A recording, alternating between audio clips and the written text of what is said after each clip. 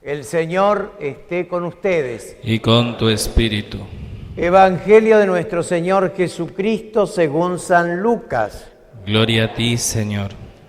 Jesús tomó a Pedro, Juan y Santiago y subió a la montaña para orar. Mientras oraba, su rostro cambió de aspecto y sus vestiduras se volvieron de una blancura deslumbrante. Y dos hombres conversaban con él. Eran Moisés y Elías, que aparecían revestidos de gloria y hablaban de la partida de Jesús que iba a cumplirse en Jerusalén. Pedro y sus compañeros tenían mucho sueño, pero permanecieron despiertos y vieron la gloria de Jesús y a los dos hombres que estaban con él. Mientras estos se alejaban, Pedro dijo a Jesús: Maestro, qué bien estamos aquí. Hagamos 3 carpas, una para ti, otra para Moisés y otra para Elías. Él no sabía lo que decía. Mientras hablaba, una nube los cubrió con su sombra y al entrar en ella, los discípulos se llenaron de temor. Desde la nube se oyó entonces una voz que decía: Este es mi Hijo, el elegido, escúchenlo. Y cuando se oyó la voz, Jesús estaba solo. Los discípulos callaron y durante todo ese tiempo no dijeron a nadie lo que habían visto. Palabra del Señor. Gloria a ti, Señor Jesús. Mis queridos hermanos, al comenzar el novenario en honor a nuestra patrona, la Virgen María, bajo la advocación de la Asunción, queremos ofrecerle este ramillete de 9 días en las cuales, como cristianos, queremos meditar la palabra de Dios, reflexionar y procurar ser mejores discípulos misioneros de Cristo para que el reino de Dios se extienda entre nosotros y Cristo sea más conocido en nuestros ambientes y en nuestras comunidades. En esta ocasión nos toca iniciarla con la fiesta de la Transfiguración del Señor. Una fiesta que a través de las lecturas de la profecía de Daniel, como de la carta del apóstol San Pedro y del Evangelio de San Lucas, nos invitan a centralizar nuestra visión, nuestra mirada en ese Cristo que va a tener plenitud en cuanto a su identificación. Vemos que el profeta Daniel nos muestra como una especie de visión, con esas cuestiones típicas de una aparición, y luego lo que sí recalca es que todo ese ambiente hace sobresalir a alguien. Y dice con toda claridad el profeta: vi a alguien como hijo de hombre. ¿Por qué esta profecía de Daniel es tan importante en eso, hijo de hombre? Porque el único título que Jesús se aplica en su propia vida, como lo veremos en los evangelios, es: cuando vean al Hijo del Hombre elevarse en la cruz, atraeré todas las miradas hacia Él. Es decir, en Cristo Jesús, esta profecía de Daniel se hace realidad, se hace patente. Dios está en medio de nosotros, está en medio de su pueblo. Por otro lado, dice el profeta Daniel que justamente ese Hijo de Hombre tendrá el dominio eterno. Es lo que decía también en otras partes del Evangelio, va a encontrar: su reino es eterno, nunca tendrá fin. ¿Y cómo va a concluir? Con una profecía mucho más firme: ese poder no será destruido. Por eso Jesús, que dijo cuando funda la iglesia: ni el poder del infierno podrá contra ella. Nosotros somos pecadores, nosotros somos limitados, pero el poder de Dios no es limitado y Él es el que seguirá conduciendo la barca de Pedro y que seguirá edificando y construyendo el reino de Dios. El Evangelio, ¿qué nos cuenta? Nos cuenta una teofanía, es decir, una manifestación de Dios.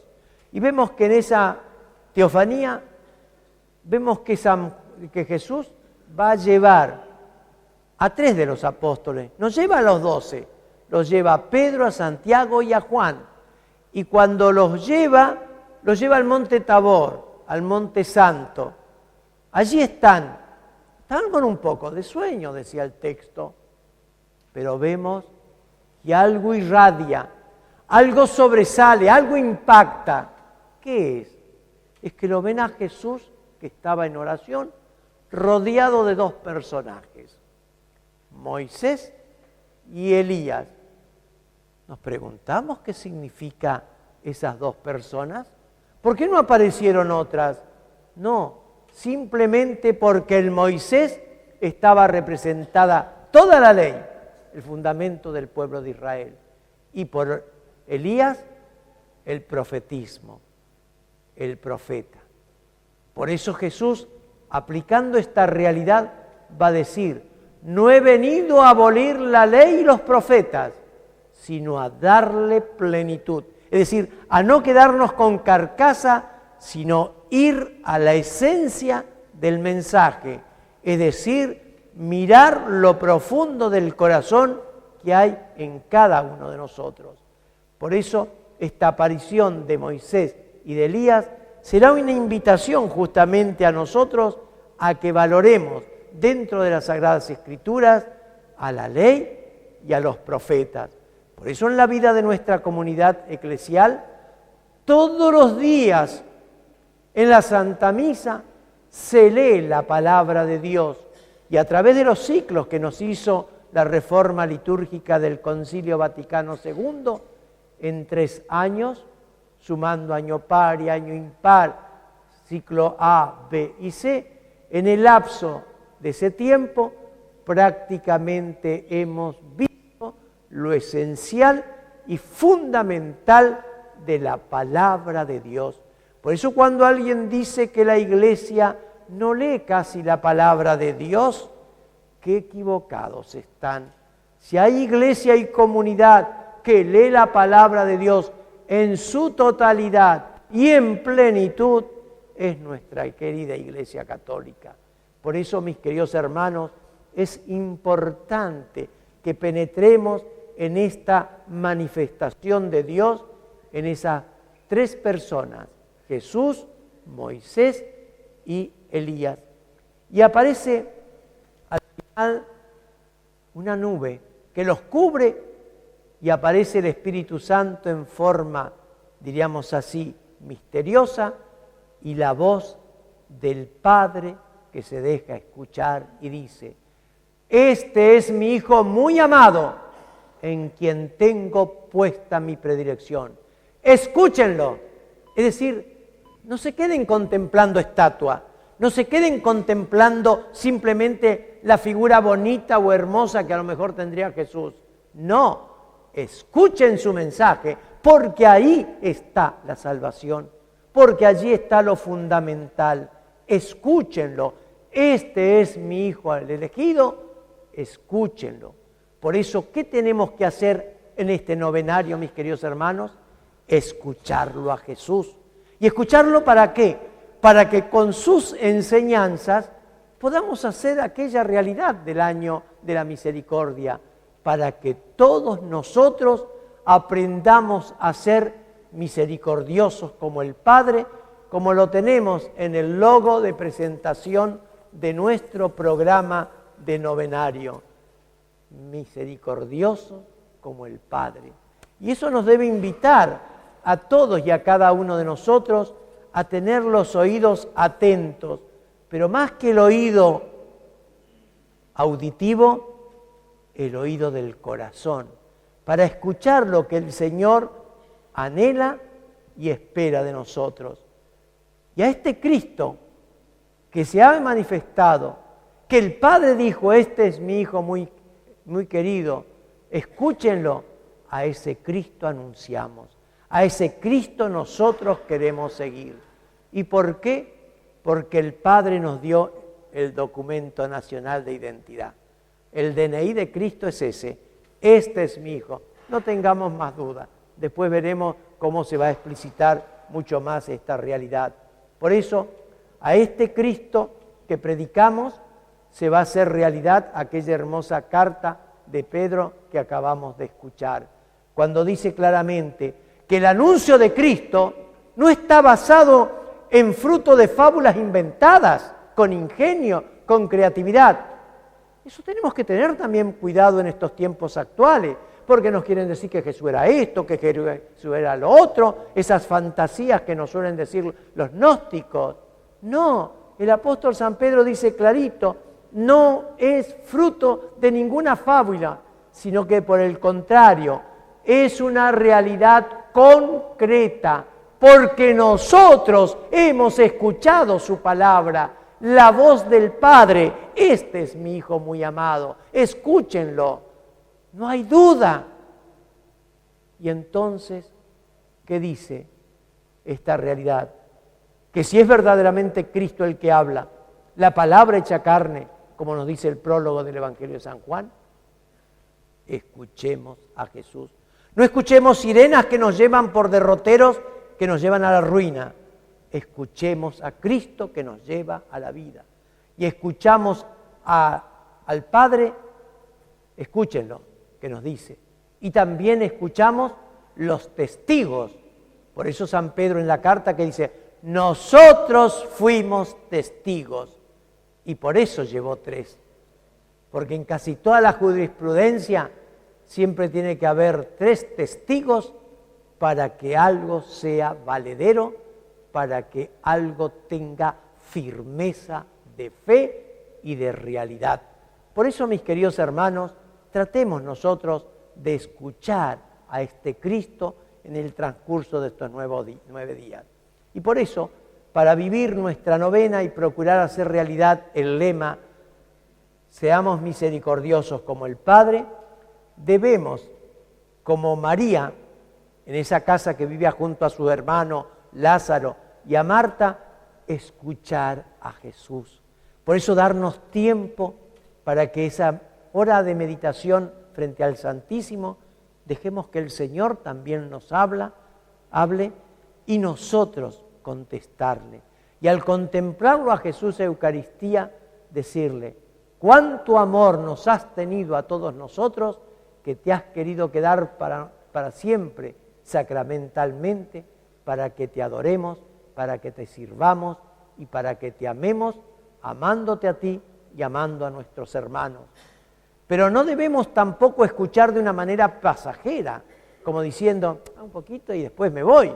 No, escuchar de manera insistente y también ante todo meditando esa palabra en nuestros corazones para llevar a la práctica en concreto las enseñanzas que Cristo nos da a todos y a cada uno de nosotros. Por eso la novena debe ser un tiempo en el cual nosotros tratemos de vivir en la actitud del que escucha.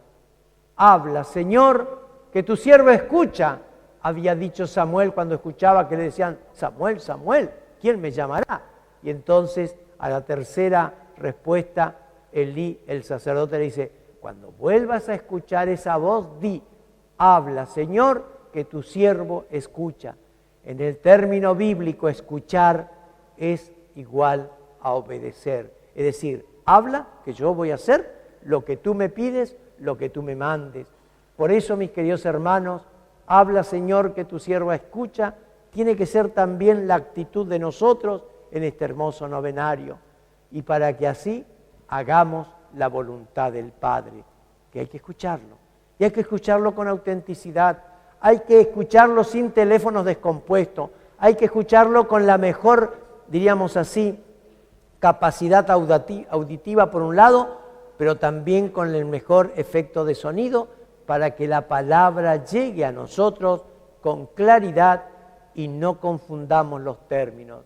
Entonces, en este primer día, digámosle al Señor, Señor, habla, que este siervo de la comunidad parroquial de Nuestra Señora de la Asunción quiere escuchar tu mensaje, para que cuando el día 15 celebremos la fiesta patronal, yo sea un varón o una mujer distinta a la que empezó la novena, porque tú has depositado tu gracia, me has dado tu mensaje de salvación y yo dócilmente estoy anhelando y deseando convertirme, poniendo en concreto tus enseñanzas. ¿Y qué nos pide el Señor justamente?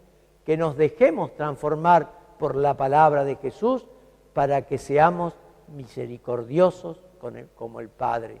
Por eso, mis queridos hermanos, en este sentido, en la escucha, tiene que ver también la comunidad.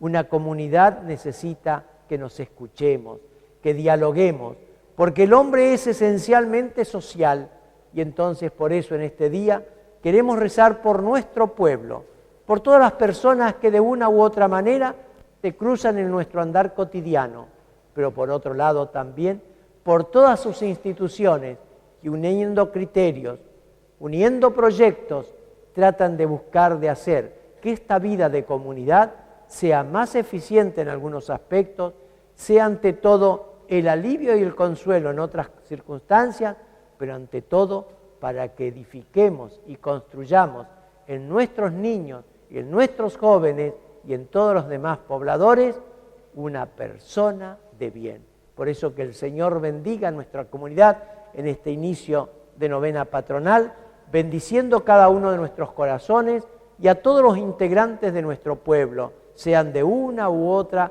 forma de creencia, porque el Señor los ama a todos y a nosotros nos invita a que nos amemos los unos a los otros. Con estos sentimientos, mis queridos hermanos, sigamos nuestra celebración eucarística y que el Señor bendiga los buenos y santos propósitos que nos hagamos en estos días para poderlos hacer realidad en nuestra existencia. En el nombre del Padre, del Hijo y del Espíritu Santo. Amén.